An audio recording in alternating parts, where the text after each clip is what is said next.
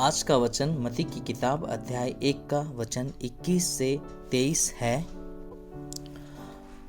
वह पुत्र जनेगी और तू उसका नाम यीशु रखना, क्योंकि वह अपने लोगों का उनके पापों से उद्धार करेगा। और यह सब इसीलिए हुआ कि जो वचन प्रभु ने भविष्यवक्ता के द्वारा कहा था वह पूरा हो। देखो, एक कुंवारी गर्भवती होगी और एक पुत्र जनेगी और उसका नाम इमानुएल रखा जाएगा, जिसका अर्थ है परमेश्वर हमारे साथ। और यही आज के परमेश्वर का वचन। आमीन। हमारे बीच में एंड्रयू पार्क जी हैं, वो आज के वचन में आज हमारी अगुवाई करेंगे। शुभ दोपहर सभी को। परमेश्वर का आशीषित दिन हो। आज ये सबसे आनंद का दिन है, क्योंकि आज हम परमेश्वर के भवन में हैं और आज हम परमेश्वर के बड़े भोज में शामिल होंगे जो उन्होंने हमें दिया है। मैं विश्वास करता हूँ सभी के पास ये पत्र होगा। ये पत्र आप सभी को मिल चुका है। आइए हम देखते हैं कि यीशु कौन है। जैसा कि हम अपने बाइबल अध्ययन आधार की जो अध्ययन को जारी रखते हुए हम आगे बढ़ रहे हैं इस अक्टूबर महीने में, जो कि सुधार का जो है वह 500वीं वर्षगांठ है। सुधार का एक प्रकार का 16 जिसे सुधारकों ने अपने जो है प्रतिरूप के रूप में या मॉडल के रूप में उपयोग किया था। पिछले सप्ताह हमने 16 स्क्रिप्चर को देखा था, जिसका अर्थ होता है लैटिन में कि केवल वचन ही के आधार पर। और दूसरा जो सुधारकों का मॉडल या प्रतिरूप है वह है सोलास क्रिस्टस, जिसका अर्थ होता है केवल और केवल यीशु के आधार पर। और एक विश्वासी होने के नाते ये सुनना हमें बहुत अटपटा सा लगता है, क्योंकि हम तो विश्वासी हैं और हमें ये बात क्यों कहनी चाहिए।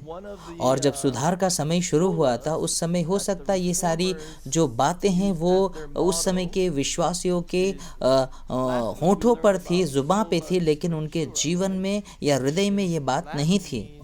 और जब सुधारकों ने, जैसे कि मार्टिन लूथर किंग ने 16 स्क्रिप्चर या फिर 16 ये क्राइस्टो कहा था, इसका मूलभूत आधार यह है कि केवल और केवल यीशु के द्वारा ही उद्धार संभव है और केवल यीशु ही हमारा मध्यस्थ है। उसके अलावा कोई भी हमारा मध्यस्थ या कोई दूसरा रास्ता नहीं है। और सुधार आंदोलन होने के पहले जो कलीसियाएं थी, जो चर्चेस थी, वो बहुत ही भ्रष्ट थी। और जो कलीसिया के जो प्रमुख थे, जैसे कि पोप, वे सोचते थे कि वे कभी पतनशील नहीं हो सकते, वे कभी नीचे नहीं गिर सकते हैं और वे अपने आप को संपूर्ण रूप से दैविक मानते थे। और वे लोग यीशु के स्थान पे खुद को बोलते थे और वे लोग माता मरियम के द्वारा भी प्रार्थना करते थे। और इस तरह हम देखते हैं एक दूसरा मध्यस्थ यीशु के अलावा माता मरियम को बनाया गया। और इसीलिए सुधारकों को आवश्यकता पड़ी कि सुधार करने की जिस बातों पे वे विश्वास करते थे, और उसी में से ये के 16 क्रिश्चियो, और जिसका अर्थ है सिर्फ और सिर्फ केवल यीशु मसीह के द्वारा। और ये हमारे लिए एक तरह से अच्छा अध्ययन करना, क्योंकि आज के अध्ययन में जिसका हम लोग पढ़ने वाले हैं कि यीशु कौन था, इसके अंतर्गत ही आती है।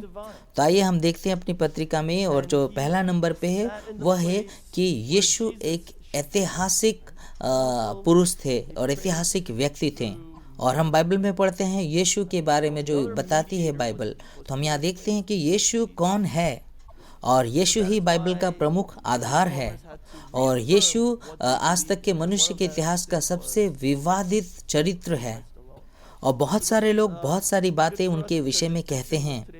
कुछ लोग कहते हैं वो एक बहुत भला मानस था, भला इंसान था। कुछ लोग कहते हैं कि वो परमेश्वर था, और कुछ लोग कहते हैं कि ये वंशाकुन्नत था, और कुछ लोग विभिन्न प्रकार की बातें कहते हैं। तो इस तरह से हम देखते हैं यीशु के बारे में बहुत सारे मतामत हैं। और बहुत सारे लोग कहते हैं कि यीशु तो एक कल्पना किया हुआ चरित्र है जो कि संसार में कभी था ही नहीं, और इसे लोगों ने सिर्फ एक मनगढ़ंत कहानी के रूप में बना दिया है। और जो भी हो, लेकिन इस बात स्पष्ट है कि यीशु वास्तव में इस संसार में थे। और यीशु का प्रमाण जोसेफस नामक एक हिब्रू इतिहासकार द्वारा लिखी गई किताब में मिलता है, जो कि उस समय में अस्तित्व में थे, और उन्होंने यहोशुआ के बारे में लिखा है। और इसीलिए हम देखते हैं यीशु अस्तित्व में थे। तो आइए हम देखते हैं कि यीशु कौन था और वह किस प्रकार से हमारे साथ जुड़ा हुआ है। तो दूसरा पॉइंट है, यीशु जो है वह उद्धार करता है। यीशु उद्धार करता है। और यीशु का शाब्दिक अर्थ ही है उद्धार करता। और जैसा कि हमने मत्ती की किताब अध्याय 1 के 21 में पढ़ा कि यीशु जो है अपने लोगों को पापों से उद्धार करेगा। और यह नाम ही स्पष्ट करती कि यीशु इस संसार में लोगों को पाप से उद्धार करने के लिए आया। और यूनानी भाषा में यीशु का अर्थ जोशुआ या होशाया है। और जैसा कि मत्ती 1 के 21 में हमने पढ़ा, और जब हम कहते हैं यीशु उद्धार करता है तो हम यह भी कहते हैं कि यीशु जो है वो मसीहा है, क्राइस्ट है। और बहुत सारे लोग सोचते हैं कि यीशु का जो अंतिम नाम है वो मसाया है, मसीहा है या क्राइस्ट है। जैसा कि मेरा नाम है एंड्रयू पार्क, यीशु मसीह। मसीह जो है यीशु का लास्ट नाम या अंतिम नाम नहीं है, यह एक शीर्षक है। और यूनानी में इसके लिए शब्द है क्रिस्टो, और इब्रानी भाषा में इसका शब्द है मसाया या मसायो। और इन दोनों शब्दों का अर्थ है अभिषेक किया हुआ व्यक्ति। तो हम खालिस्तान में इसे लिख सकते हैं अभिषेक किया हुआ। तो ये जो ख्रिस्ट का जो मतलब है, मसीह का अर्थ है उद्धारकर्ता या अभिषेक किया हुआ। तो इब्रानी में जो मसाया शब्द है और यूनानी में क्रिस्ट जो शब्द है, इन दोनों का सेम अर्थ है अभिषेक किया हुआ। तो यीशु मसीह का अर्थ क्या है? यीशु मसीह का अर्थ है यीशु जो है एक अभिषेक किया हुआ है व्यक्ति है। तो अभिषेक किया हुआ का अर्थ क्या है? और हम पुराने नियम में देखते बहुत सारे लोगों को अभिषेक किया जाता था, जैसे कि पुजारी और राजा और भविष्यवक्ता। जब आप पुजारी बनते थे तो वे आपको अभिषेक करते थे, और जब आप राजा बनते थे तो भी वे आपको अभिषेक करते थे, और जब वे भविष्यवक्ता बनते थे तो भी उन्हें अभिषेक किया जाता था। तो हम यहाँ पे देखते हैं कि पुराने नियम में 3 प्रकार के लोग हैं जो अभिषेक किए जाते थे। और जब हम कहते हैं कि यीशु अभिषेक किया हुआ है, यीशु मसीह अभिषेक किया हुआ है, तो इसका अर्थ है यीशु पुजारी है, यीशु राजा है और यीशु भविष्यवक्ता है। और ये तीनों यीशु ही है, और यही इसका अर्थ है। और इस प्रकार हम देखते हैं यीशु हमारा प्रधान पुजारी है, और जो हमारे लिए मध्यस्थ प्रार्थना करता है ताकि परमेश्वर पिता हमारे पापों को क्षमा करे। और यीशु हमारा राजा है, वो हमारे जीवन में राज करता है। क्या यीशु आज हमारे जीवन में राज कर रहा है? वास्तव में यीशु हमारे जीवन का राजा होना चाहिए। और यीशु भविष्यवक्ता है, और यीशु परमेश्वर का दूत है जो कि परमेश्वर की इच्छा को हमारे पास प्रकट करता है और जहाँ बताता है कि परमेश्वर हमसे क्या चाहता है। और इसीलिए हमें यीशु की बात को सुनना चाहिए। यह क्यों इतना महत्वपूर्ण है? इसका कारण है कि पुराने नियम में केवल एक ही व्यक्ति ये तीनों ओहदा को, ये तीनों पदों को पूरा नहीं कर सकता था, और यह ग्रहण योग्य नहीं था, कानून के विपरीत था यह। उदाहरण के लिए अगर आप राजा हैं तो आप पुजारी नहीं बन सकते।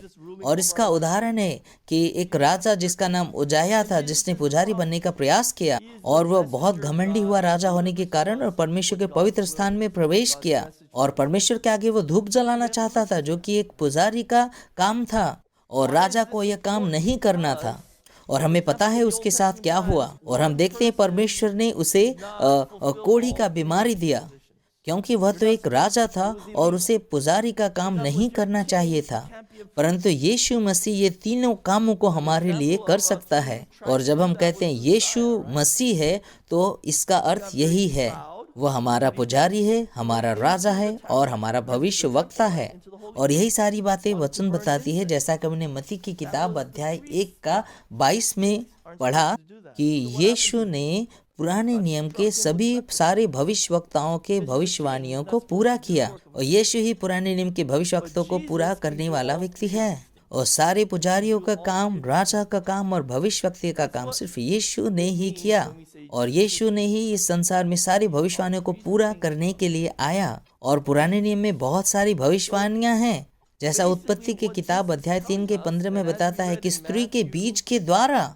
और यह स्त्री का बीज क्या है? जैसा कि हमने पढ़ा मत्ती की किताब अध्याय 1 के 23 में, यीशु ही वह बीज है, क्योंकि वे एक कुमारी कन्या मरियम के गर्भ से उत्पन्न हुआ बिना पिता के, यानी वह स्त्री का बीज है, और वह स्त्री का बीज है। और यीशु ने सारी भविष्यवाणियों को पूरा किया। परमेश्वर ने कहा कि संपूर्ण संसार के अब्राहम की सारी जो जनरेशन है, पीढ़ियां है, वह उस व्यक्ति के द्वारा आशीषित होंगी। और हर कोई सोच रहा था कि अब्राहम की वह पीढ़ी कौन है, और यह पीढ़ी यीशु स्वयं है। और वह यीशु ही है, क्योंकि परमेश्वर ने वचन में कहा कि मैं दाऊद की संतान से एक राजा उत्पन्न करूंगा जो हमेशा के लिए राज करेगा। और लोगों ने पहले सोचा ओ शायद परमेश्वर राजा सोलोमन के विषय में बात कर रहा है, लेकिन सोलोमन राजा जो था वो अंत में जाके मर गया। और हम देखते हैं सोलोमन भी भ्रष्ट हुआ और अंत में मर गया। तो यह दाऊद का संतान कौन है? और हम बाइबल बताती है दाऊद का संतान यीशु मसीह है, जो कि हमेशा के लिए राज करने वाला है। जैसा यशायाह की किताब अध्याय 53 में एक बहुत प्रसिद्ध पद है जो कि एक पीड़ित दास के विषय में बताता है। वे कैसे दास के विषय में बताता है जो कि मारा गया, गाड़ा गया, तड़पाया गया, उसके हाथ छिदे गए। और बाइबल बताती है कि उसने कष्टों को सहा, दुखों को सहा, इसीलिए हमारे पाप क्षमा किए गए। और लोग आश्चर्यचकित हो रहे कि कौन है वह व्यक्ति जो हमारे लिए दुखों को सहा? वो और कहीं नहीं, यीशु मसीह है। बाइबल यह बताती है। और वह पीड़ित दास यीशु मसीह है जिसने हमारे पापों के लिए मरा। और हम देखते हैं जितनी भी भविष्यवाणी, उन सारी भविष्यवाणी यीशु के द्वारा ही पूरी हुई है। और सबसे मज़ेदार बात है कि हम जब सारी बातों को मिलाते हैं तो हम एक चीज़ को पाते हैं कि यीशु मसीह जो है एक पैराडॉक्स है, और यीशु जो है ऑक्सीमोरन है। मैंने आपको मूर्ख नहीं कहा है, यह ऑक्सीमोरन है। ऑक्सीमोरन करते दो विपरीत बातें, जो कि बड़ा वाला जैसा झींगा होता है वो एक ऑक्सीमोरन है। मन को लुभावने वाला जो वचन है वह ऑक्सीमोरन है। और हम देखते हैं ये दोनों बातें काफ़ी विपरीत है एक दूसरे के प्रति। और यीशु यही ऑक्सीमोरन है। ऐसा क्यों? क्योंकि यीशु जो है वो राजा के रूप में इस संसार में आया, और राजा का काम है शासन करना, लेकिन यीशु शासन करने नहीं बल्कि सेवा करने के लिए आया। जैसा मत्ती की किताब अध्याय 20 के 28 में कहता है कि यीशु जो आया संसार में वो सेवा करने के लिए आया है। और हम यहाँ पे देखते हैं दो विपरीत बातों को, एक ही समय में वो राजा है और दूसरे समय में वो दास है जो कि सेवा करने के लिए आया है। और हम देखते हैं यीशु हमारा प्रधान पुजारी है, याजक है, और दूसरी तरफ हम देखते हैं कि वह हमारे लिए एक बलिदान है, जो कि हमारे लिए बलिदान होने के लिए, मरने के लिए आया है, प्राणों को देने के लिए आया है। याजक या पुजारी का जो काम है वह है पशुओं को बलिदान करना और उनकी बलि देना। लेकिन हम यहाँ पे देखते हैं किस प्रकार से याजक खुद ही अपने आप को बलिदान कर रहा है, और वास्तव में यही यीशु मसीह है। और ये सारी बातें हम देखते हैं ऑक्सीमोरन है, जो कि एक दूसरे के बिल्कुल विपरीत या खिलाफ वाली बातें हैं, जो कि यीशु के जीवन की है। और इसमें जो तीसरा महत्वपूर्ण पॉइंट है, जिसे आप अपने हैंडबिल में देख सकते हैं, कि यीशु जो है एक सच्चा मनुष्य है, और 100% मनुष्य है और 100% परमेश्वर है। और यह तो एक पैराडॉक्स, एक विपरीत बात है। किस प्रकार से एक ही वक्त में एक मनुष्य भी हो सकता है और सेम व्यक्ति परमेश्वर भी हो सकता है, लेकिन वास्तव में यीशु ही है ऐसा। और क्योंकि वह एक ही समय में 100% जो है 100% मनुष्य है और 100% परमेश्वर है। और ये हमारे लिए जो है हजम करने योग्य बात नहीं है, लेकिन वास्तव में यही सत्य है। और यीशु हमसे बिल्कुल विपरीत या अलग है, क्योंकि एक ही समय में वो परमेश्वर है और एक ही समय में वो मनुष्य भी है। और हम देखते हैं कि यीशु ने सारे मनुष्य की जो शर्तें उन सभी को पूरा किया। वो एक स्त्री के गर्भ से जन्मा, बचपन में खेला कूदा और बड़ा हुआ, जवान हुआ। और जिस तरह से मनुष्य उन सारी बातों को झेलता है या फिर अनुभव करता है, उसी तरह से यीशु ने भी किया। जैसे मनुष्य थकता है, यीशु भी थकित हुआ, और उसे भी मनुष्य की तरह थकावट हुई, उसे भूख लगा, उसे प्यास लगी, और वह भी परीक्षा में पड़ा और उन सारी परिस्थितियों से गुजरा जिस प्रकार से एक मनुष्य जिसमें से गुजरते हैं। और केवल अंतर यही रहा कि उसने कोई पाप नहीं किया। और आज यहाँ उपस्थित आप में से जितने भी लोग हैं यहाँ पे, आप लोगों ने जितने भी परिस्थितियों को झेला, जितने भी परीक्षाओं को झेला, सारी परीक्षाओं को यीशु ने भी झेला है, यीशु ने भी अनुभव किया। लेकिन वो उस परीक्षाओं में गिरे नहीं और उन पापों में पड़े नहीं, उन सारी परीक्षाओं से बाहर निकले, उन सारी परीक्षाओं को जीता उन्होंने। यही अंतर है मनुष्य में और यीशु में। कुछ लोग सोचते हैं कि यीशु ने सिर्फ मनुष्य के एक रूप को धरा, लेकिन मनुष्य की परिस्थितियों से नहीं गुजरे, मनुष्य की तरह अनुभव नहीं किया, उसने कभी किसी दर्द या कष्ट को नहीं झेला। और जब यीशु क्रूस पे मरे तो वो स्वर्ग पे गए, उन्होंने अपने ये शरीर के जो मनुष्य के रूप धारा था उसे उन्होंने त्याग दिया, जैसे लोग एक कोट को उतार के फेंकते हैं। लेकिन वास्तव में ये सत्य नहीं है। बाइबल इस प्रकार से नहीं बताती है। बाइबल क्या बताती है हम देखते हैं यीशु जो है वो पूर्णतः मनुष्य था, 100% मनुष्य था, 100% उसने सारी समस्याओं को और परेशानियों को और दुखों को और परीक्षाओं को अनुभव किया, जिस प्रकार से एक इंसान करता है, मनुष्य करता है।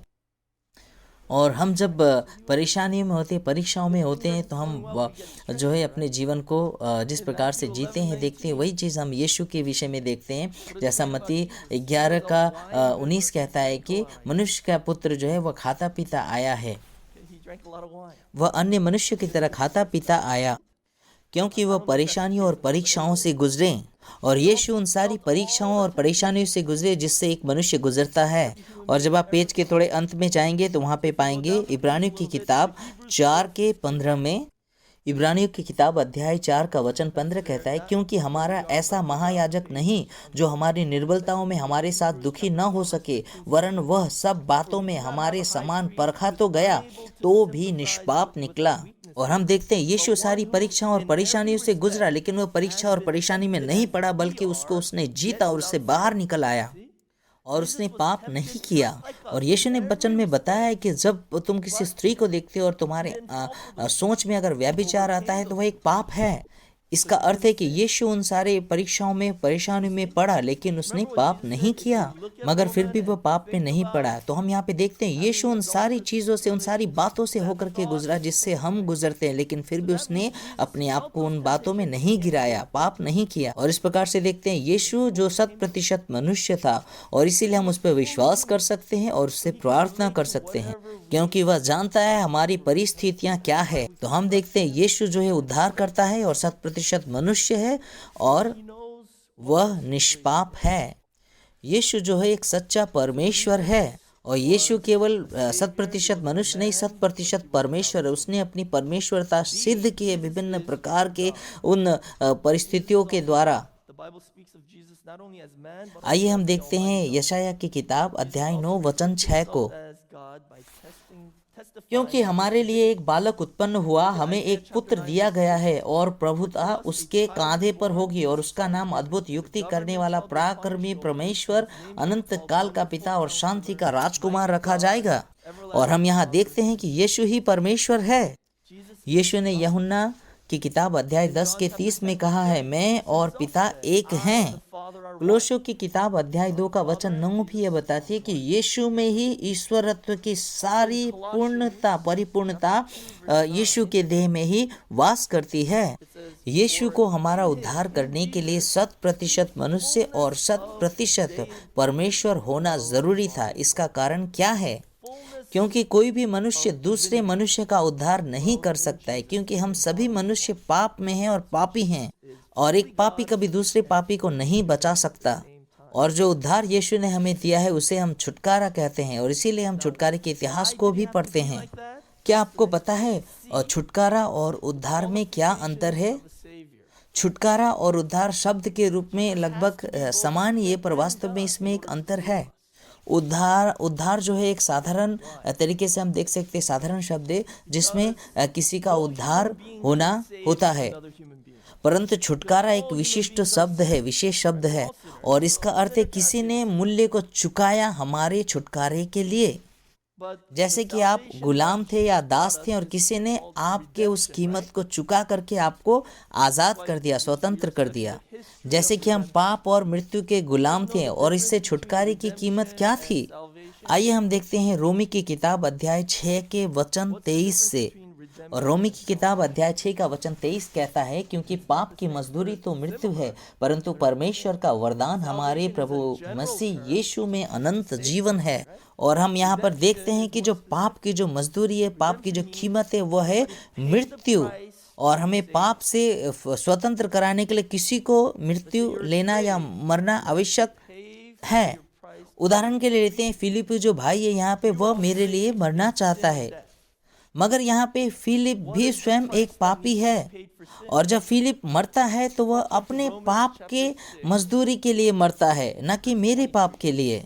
और इसलिए फिलिप जो है वह मेरा उद्धारकर्ता नहीं हो सकता, और कोई भी मनुष्य उद्धारकर्ता नहीं हो सकता है, क्योंकि जब कोई मनुष्य मरता है तो वह अपने पापों के लिए मरता है, न कि दूसरों के लिए।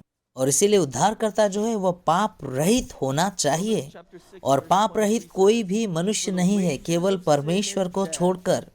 और इसीलिए यीशु को जो 100% मनुष्य और 100% परमेश्वर बनना पड़ा, क्योंकि मनुष्य को जीवन को मरना पड़ेगा उद्धार के लिए, लेकिन वो पाप रहित होना चाहिए, और पाप रहित होने के लिए परमेश्वर होना आवश्यक है। इसलिए यीशु को 100% मनुष्य और 100% परमेश्वर होना पड़ा, और इसलिए यीशु मनुष्य के रूप में आया, लेकिन 100% परमेश्वर के बनकर और 100% मनुष्य बनकर।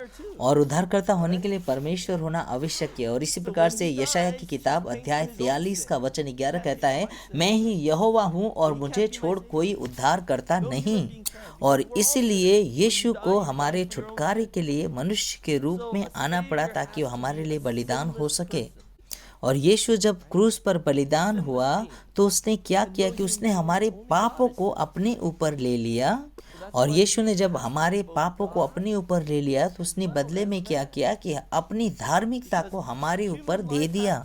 और इस प्रकार से हम देखते हैं यहाँ पर एक आदान प्रदान दिखता है कि हमारे पापों को यीशु ने लिया और बदले में उसकी धार्मिकता को हमारे ऊपर दे दिया। और इसीलिए जब आप यीशु पे विश्वास करते हैं तो विश्वास के द्वारा आप धर्मी ठहरते हैं और आप पापी में नहीं गिने जाते।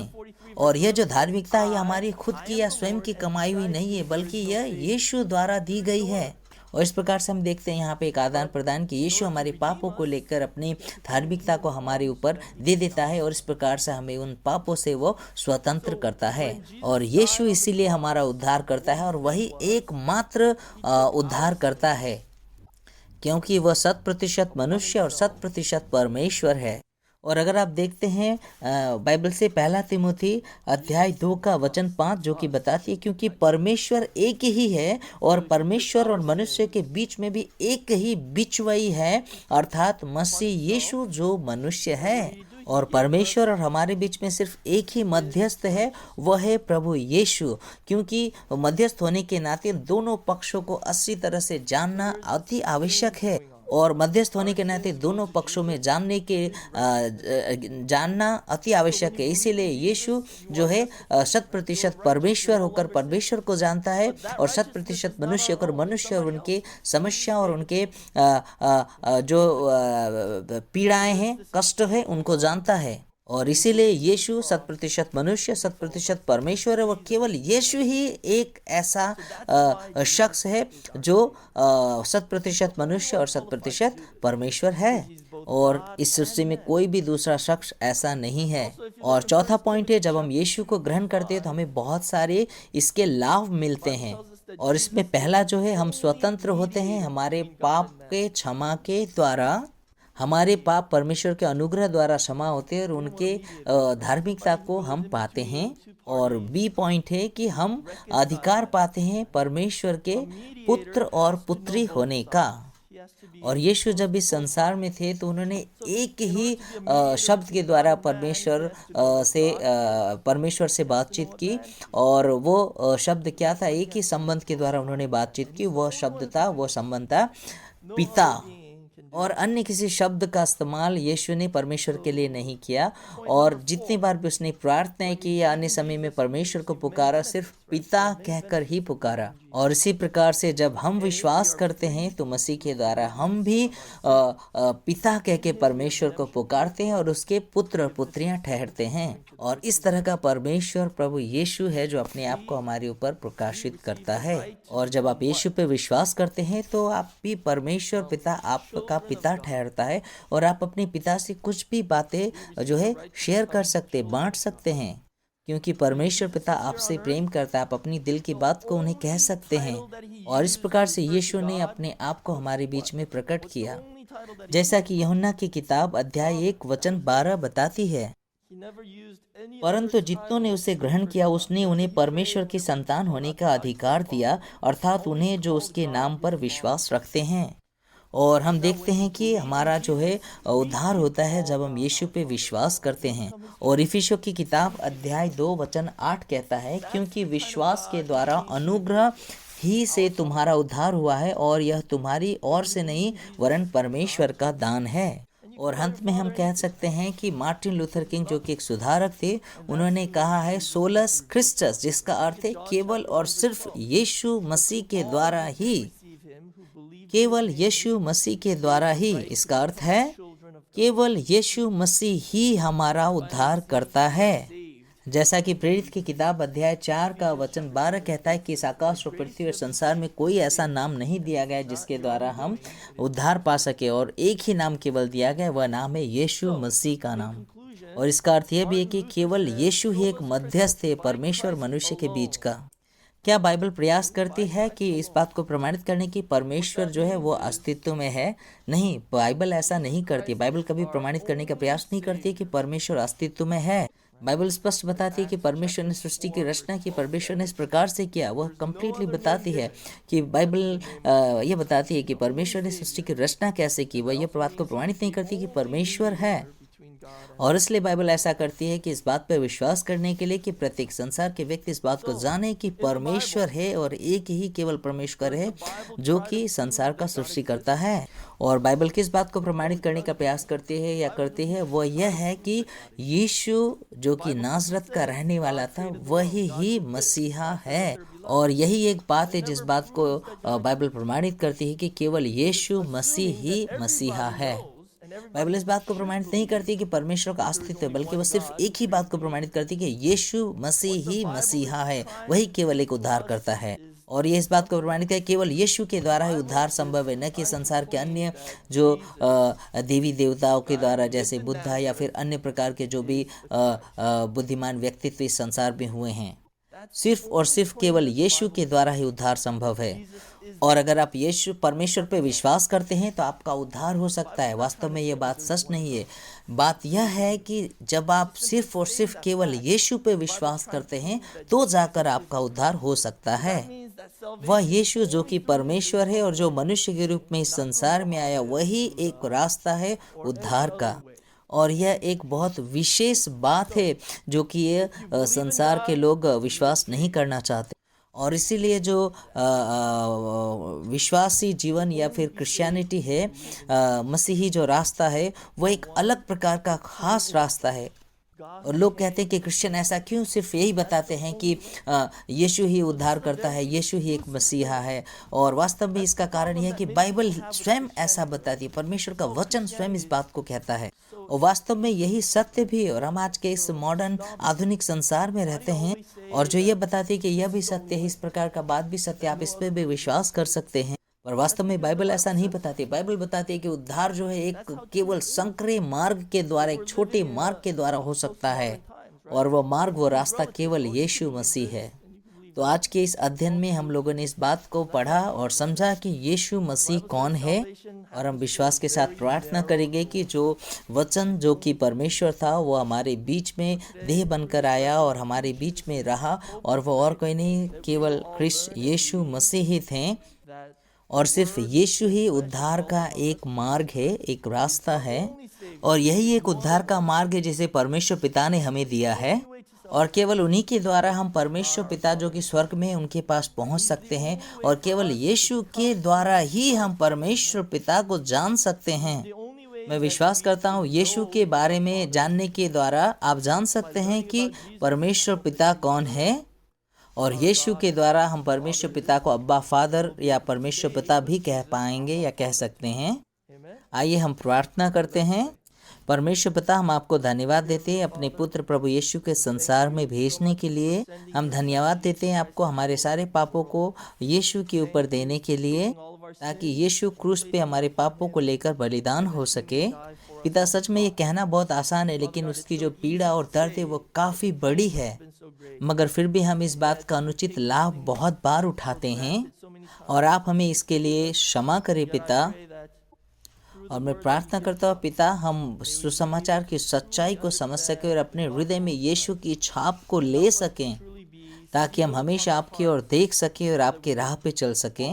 प्रभु आप सहायता कीजिए कि इन सारे जो वचन है, मैसेज है, इसको विभिन्न उन लोगों तक पहुंचा सके जिन्होंने अब तक आपको नहीं जाना है। और आप सहायता कीजिए पिता, हमारे मुख को, हमारे शब्दों को और हमारे जीवन को उन सारे लोगों को सेविकाई करने के लिए और उन सारे लोगों को सुसमाचार सुनाने के लिए, ताकि वे लोग भी आपके उद्धार को पा सके। धन्यवाद देते हैं पिता आपके अनुग्रह के लिए। प्रभु अपनी सुरक्षा हमें इस पूरे सप्ताह भर के लिए दें। और मैं प्रार्थना करता प्रभु आप हमारे चर्लिशिया के हर एक लोगों को सुरक्षा दें और उन्हें आप अपने आंखों की पुतली के समान रखें, चाहे वो जिस भी स्थान पे हो, जहाँ भी हो। और आपका वो सुरक्षात्मक हाथ सदा उनके ऊपर रहे। और हम सारी महिमा आदर सत्कार आपको देते हैं और नासरत यीशु के नाम से मांगते हैं, आमीन। आइए हम परमेश्वर की महिमा के लिए ताली बजाते हैं।